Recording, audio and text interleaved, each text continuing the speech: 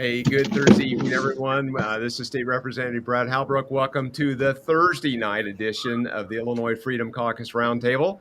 I know we've kind of switched it up a touch on you, and yeah, you're looking at your calendars and the date books. This is Thursday night and not Tuesday night, but we were in Springfield Tuesday and Wednesdays, and they canceled Thursday. So we thought we would give you an update from Springfield here on Thursday night, kind of what's transpired as we've come back in and trying to get reorganized, get the committee action started, all those kind of things. Guys, this is your home for truth, logic, and common sense. This is the home of conservatism, and you all are kind of seeing what's happening here in America the last 10 days. The America First policy is on the march, conservatism is on the march, and we seem to have a shift in Springfield to where the House Republican minority leader has decided to not fight Democrats and to fight the most conservative members in the House Republican caucus. And so we're going to talk a lot more about that in here in the coming minutes and just kind of give you an update on what's going on.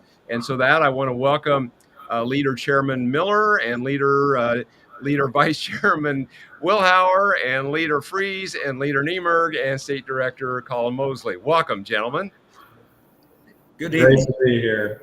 Hey guys, let's just get right into our slides, and then maybe we'll have a speed round at the end. We'll give a few closing comments. And so tonight we want to talk about kind of what's going on with Republican leadership and how Leader McCombie has taken this fight to the most conservative members in the Illinois General Assembly, not just the House, but in the Illinois General Assembly. So with that, Leader McCombie has turned on these members, us, and with somewhat some would characterize a childish attack.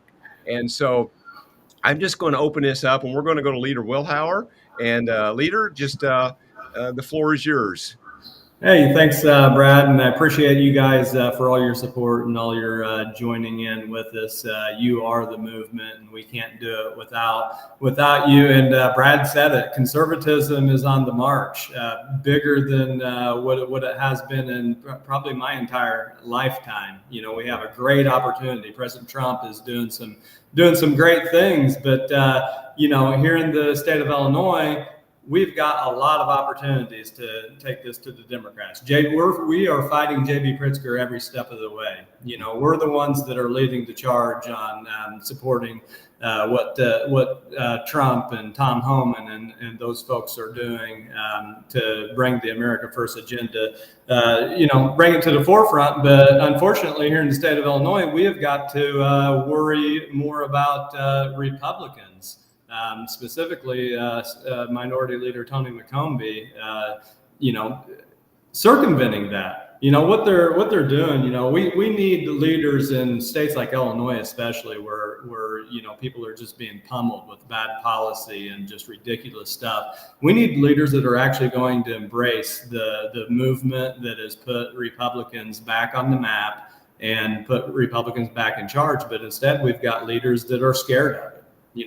And they're not scared of us. They're scared of you.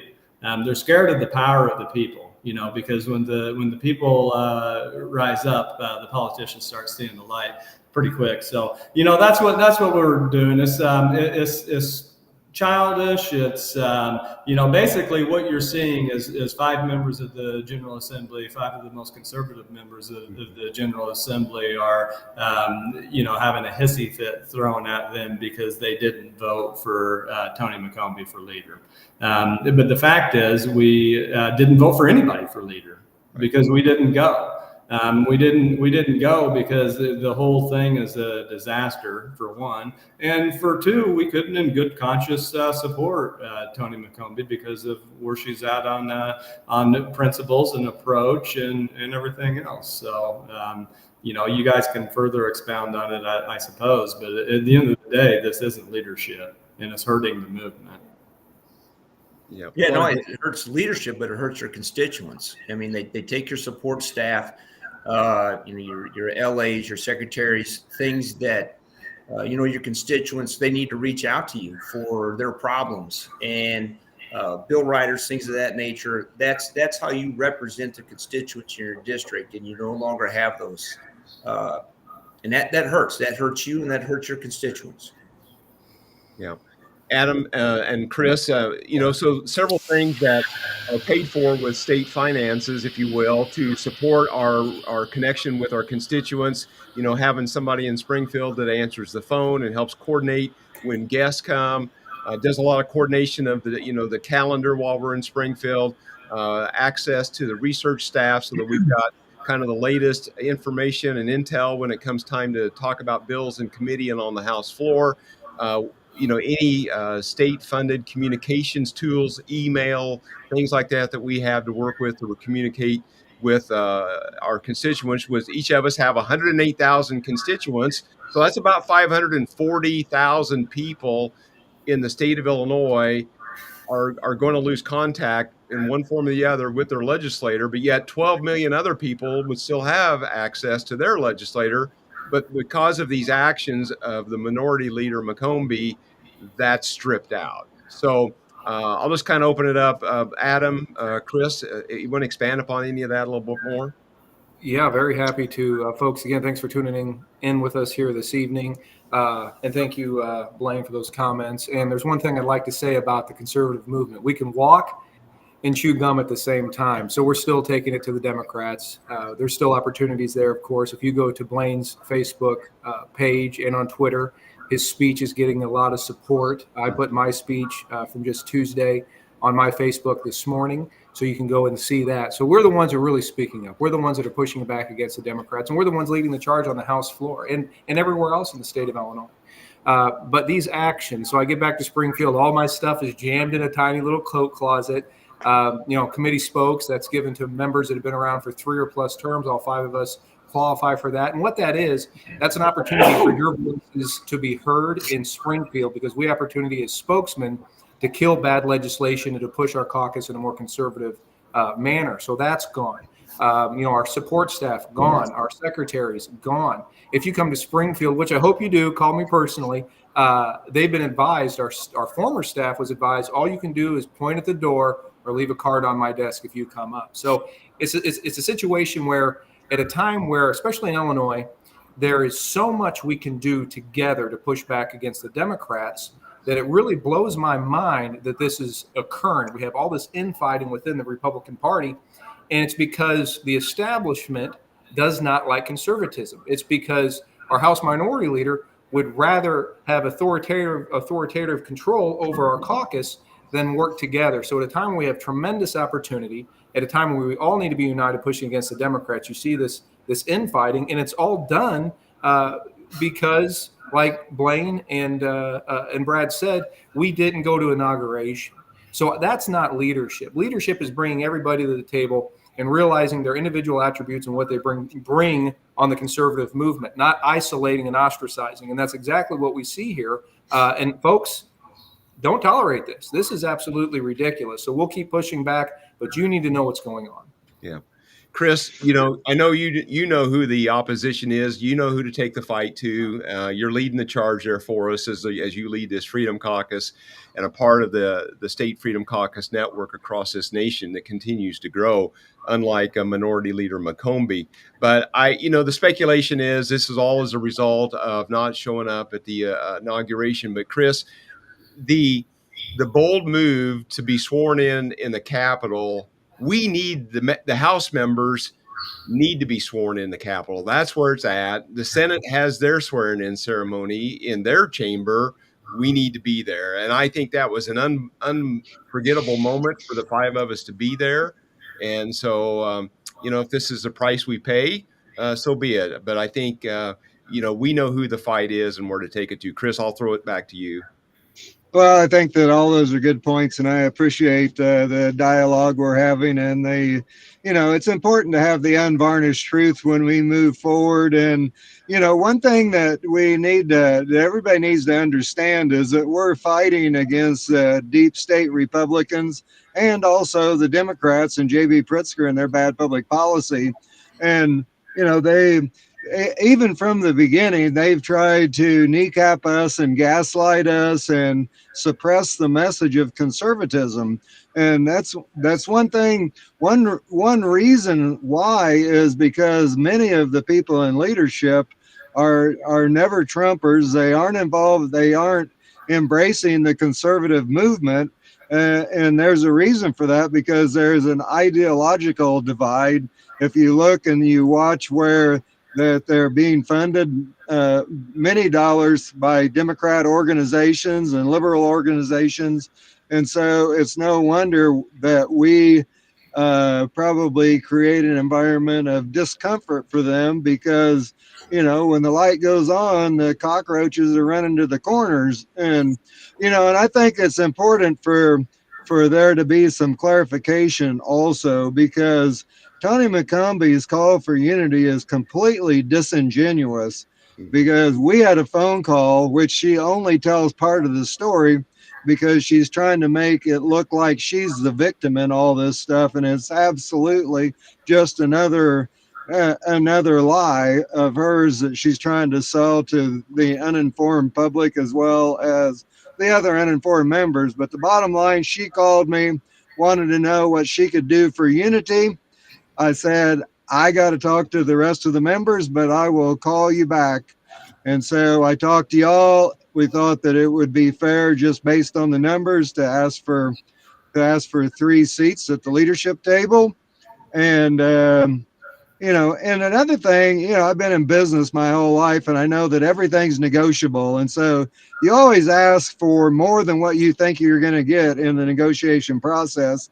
And I knew that we weren't going to get 3 seats, but I thought that there might be a counter offer of 2 or 1 or something. But her response was 3 seats as, quote, that's not going to happen.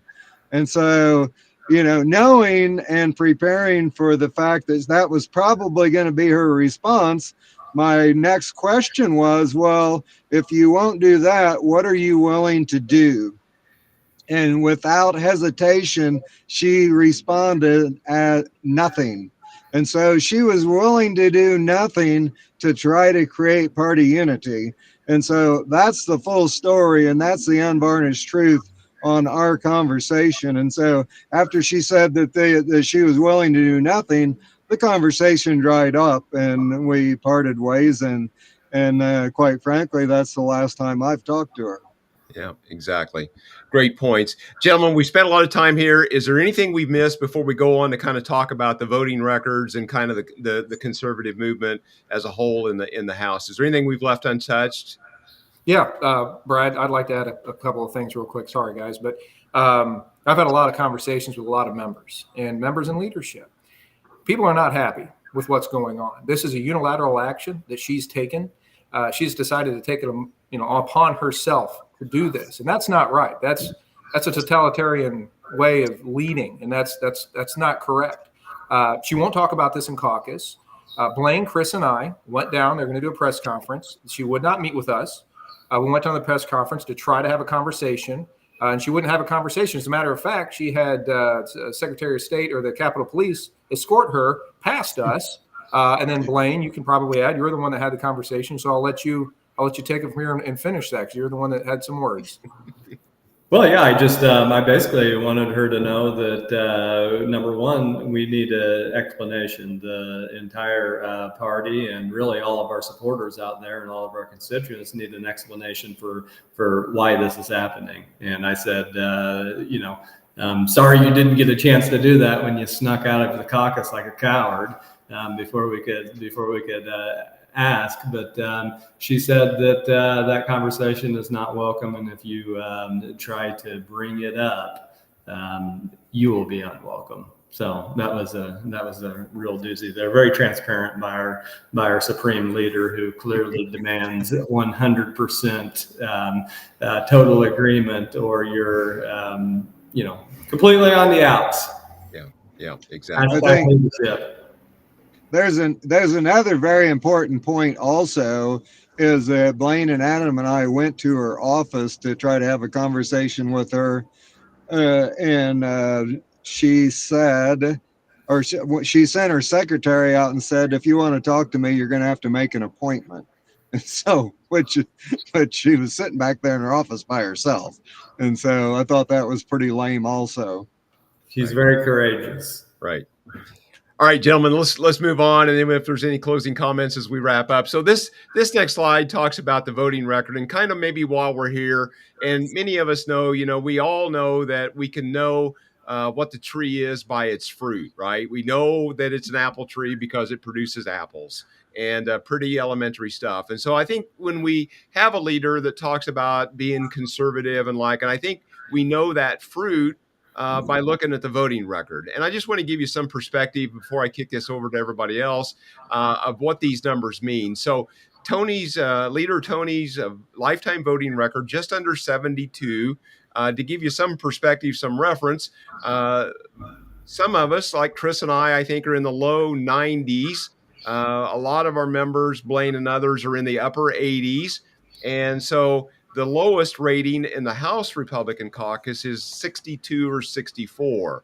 And so this gives you some kind of a perspective on where leadership is not even in the 80s or 90s, but in the low 70s, about to drop into the 60s there. So with that, there's been multiple bills that are considered very liberal, very woke, and we're going to talk about a few of those bills as we kind of go into here. And the other thing too, I guess, before I leave this subject about these conservative ratings, is the fact that we have many of our leaders on this 10 or 12 person leadership team that their scores, conservative scores, are in the mid to low 60s. And so if they say, well, we're conservatives here and we're moving the conservative agenda forward, well, they're not voting like it, right? They're just not voting that way. So, guys, I'm just going to kind of throw this open. We've got several bills on here: CJA, the men's prostate exam, illegal immigrant stuff, on and on and on. I'm just going to open it up, and you guys kind of take it from there. Yeah, this is. A lot of people want to talk on this. What's that? Oh, sorry. Go ahead, Blaine. We got a lot of people want to talk on this. No. Well, when you're looking at this here, a 72. When I was in school, I know that they've eased up on the grading scale now, but I think that was a D. That's not very good for your leader here. But this stuff is not a surprise to us, the people on this this podcast right now. We knew this voting record, and that's why we didn't support Tony McCombie in her initial in her run for leader, because she's not a conservative and she does not represent where the actual voters in the Republican Party are in the state of Illinois right now. So, we were far ahead of the curve on this. And, sometimes when you do stuff like this, you got to stand alone there. But I think that what we're seeing right now confirms that we were right. Not only is she not conservative, she's not a leader. Right. Thanks, guys.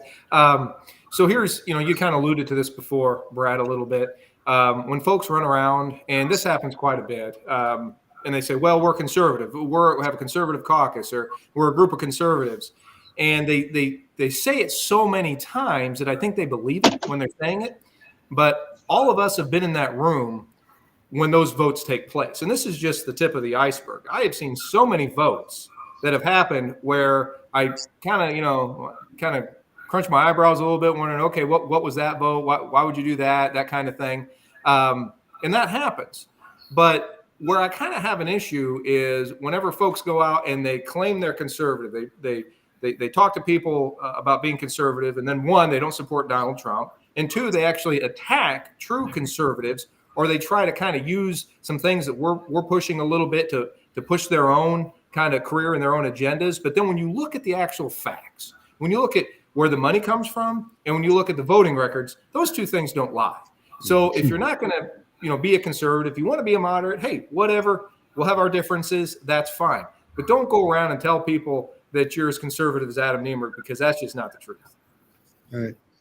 Yeah, one of the things that we had talked about is voting like this. It's hard for us to message when we've got people in our caucus, especially in leadership, voting against our interest. It makes it hard, if not impossible.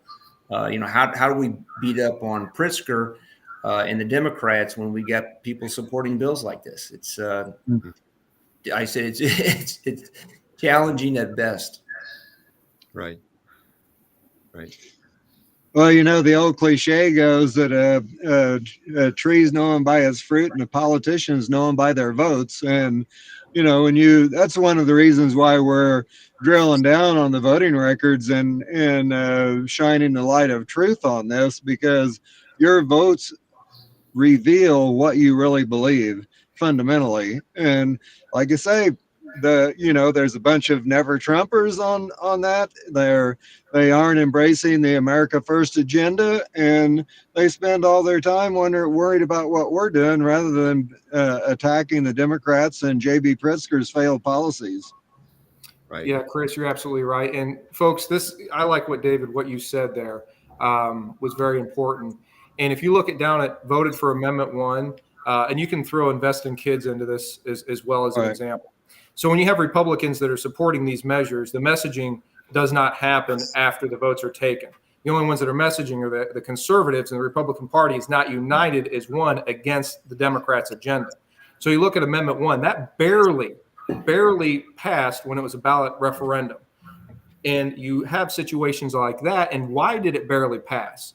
It could have easily have failed if we had Republicans that voted against Amendment 1, which enshrines collective bargaining into the Illinois Constitution. We have some states going for right to work. Illinois is actually going the opposite way and enshrining this collective bargaining. And moreover, for public sector unions, that the pensions are bankrupting this state. So you have that issue coming in. And the reason that it ended up becoming codified in the Constitution was because we didn't have the Republican messaging all coming together, because we had Republicans voting for it. And it's the same thing with Invest in Kids, with the special interest groups on the teachers unions. That's why Invest in Kids is dead. It's not because of the Democrats let it die. It's because Republicans didn't stand for it, but we did. Amen. Hey, our leader voted for the Green New Deal. All right. Do you even need to say any more than that? I mean, Illinois has the most progressive energy policy in the country. I mean, Barack Obama and AOC and all of these guys are salivating over the far left energy policy that we have in this state, and our leader voted for it. Okay, right. That's why your energy prices are so high. That's why they're the war against fossil fuels and natural resources that not only power us, they employ with good jobs a lot of working class folks. Well, how are you going to be an effective Republican Party and an effective opposition if you don't even have the courage to stand up to the special interests? Because that's why she voted for it, because the unions wanted it. And she'll do anything the fat cats want. I mean, your rank and file union guys, this ain't doing them any good.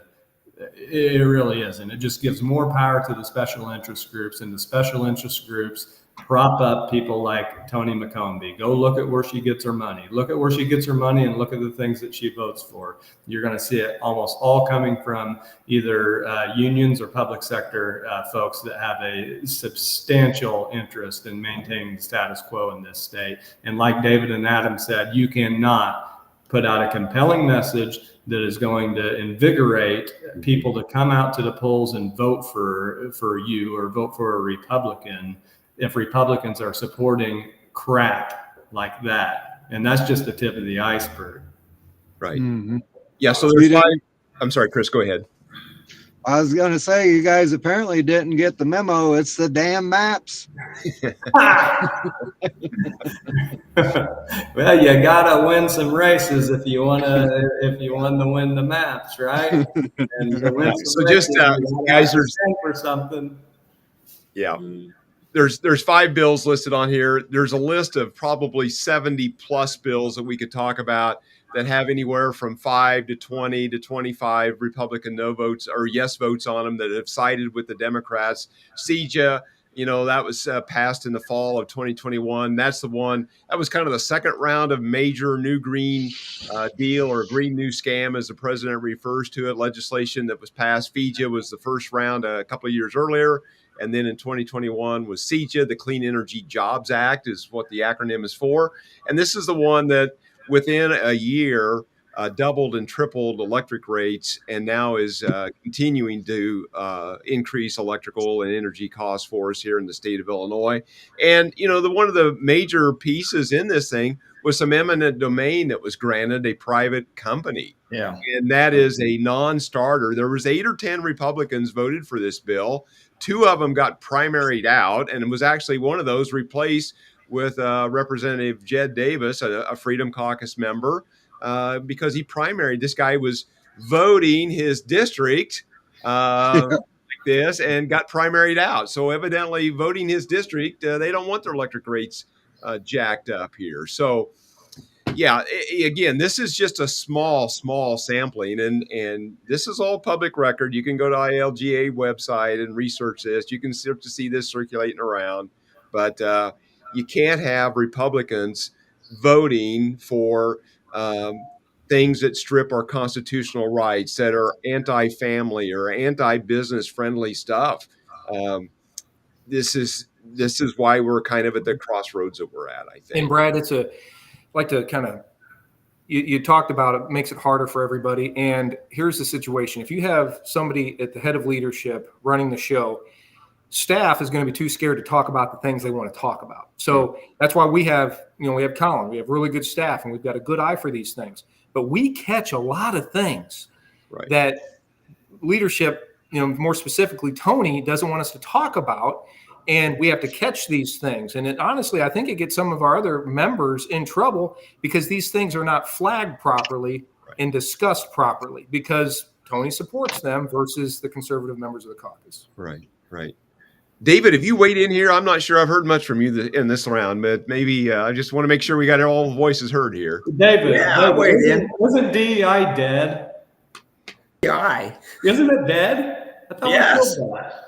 Yeah, the president has tossed it in the last 10 days. Yeah, well, they're still pushing it here in Illinois. I mean, every chance they get, some elected official wants to talk about it. It's worthless. Yeah. Mm-hmm. Yeah. All right. Any closing thoughts here on this slide? And maybe if not, we'll go to the next slide as we finish up. Any closing thoughts here? All right, let's go to the next slide, and then we'll kind of do a speed round. And so this is where you find us, IllinoisFreedomCaucus.org. Sign on to the Substack. We've all got social medias out there. Blaine's got a great new video. Adams is going to post. I've got a speech. Chris, you've got a great video from this week, I think, up. And so, anyhow, please connect with us there. And again, we always appreciate that you like and subscribe and share and follow us on all of our content. And so with that, let's just kind of go into a closing, maybe 30, 60 seconds. And let's go to, we haven't heard much from our state director. Let's go State Director Colin, if you've got anything you want to throw in, and then maybe Freeze, and then Niemerg and Wilhauer, and then Miller to close us out. Yeah. Hey, I really only have 2 things to say. The first one's this. We talked about the bills just a minute ago. The difference in philosophy is this. Our members are looking for principled reasons to stand against something. And a lot of the leadership team and people in our caucus are looking for reasons why they can excuse their conscience to vote for something to get a check from a lobbyist group.